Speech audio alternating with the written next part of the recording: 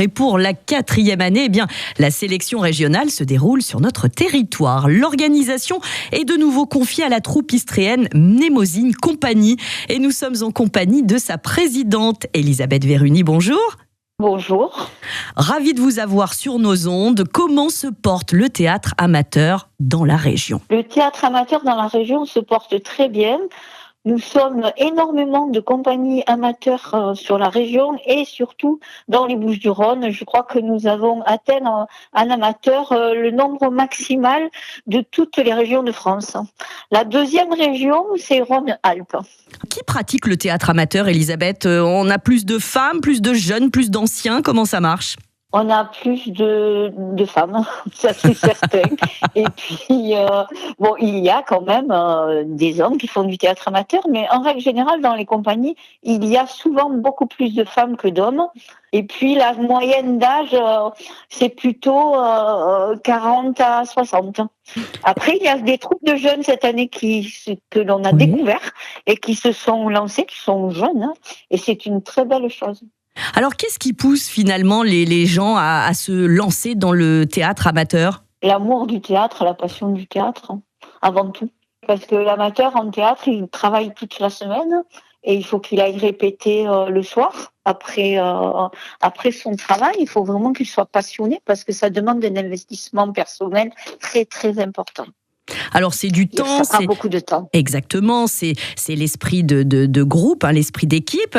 Quelle autre qualité il faut avoir si on souhaite vraiment se lancer dans la discipline ?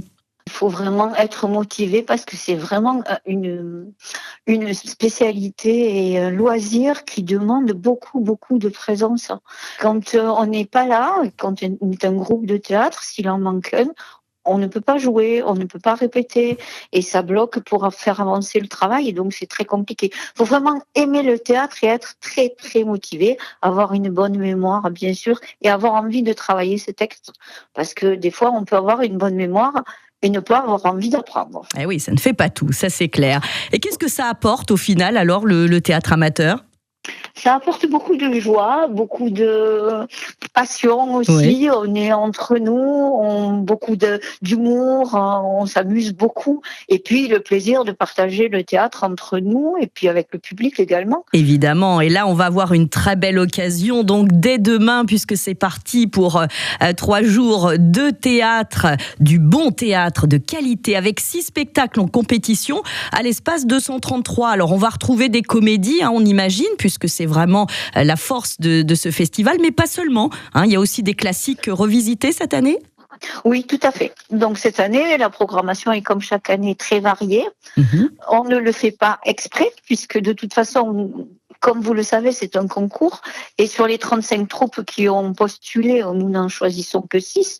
Donc une sera sélectionnée par un jury de professionnels et sera au national à Tours au mois d'octobre pour concourir devant toutes les troupes des autres régions de France. Donc la progression est variée, on y trouve de l'humour, de l'émotion, de la drôlerie, du farfelu, de l'humour noir. Et en effet, donc le spectacle qui est revisité, c'est un classique de Shakespeare. Le songe d'une nuit d'été. Le songe. C'est ça, tout à fait. Il est revisité dans une ambiance très festive. Très bien. Et ensuite, on a un autre classique, alors je dirais pas classique, mais plutôt légendaire.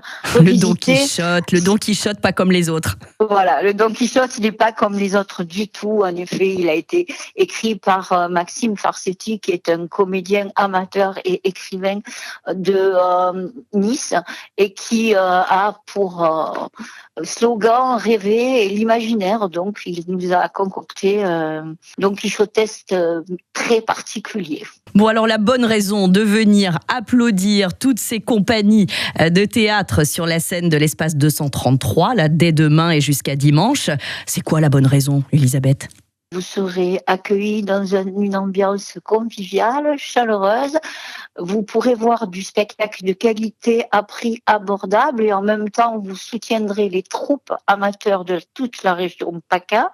Et également, vous célébrerez avec eux leur créativité, leur talent et leur richesse de ce qu'ils produisent. On s'y voit déjà. D'ailleurs, lever de rideau demain soir à 20h30 à l'espace 233, donc au CEC des Heures Claires à Istres, avec une belle comédie emplie de sensibilité, puisque Les uns sur les autres de Leonardo Confino par Les Ensoleillés, compagnie de Lambesque. Donc on n'hésite pas, Elisabeth, bien évidemment, à se rendre sur le site mnemosynecompagnie.org et puis sur la page Facebook qui est bien alimentée avec des teasers, des bandes annonces, et puis on réserve ses places via istres-tourisme.com. Merci infiniment, Elisabeth, d'avoir été avec nous sur Maritima. Bonne journée et je demande à tout le monde de venir découvrir ce festival. Allez, on attend les 3 coups avec impatience. Merci encore. Merci beaucoup.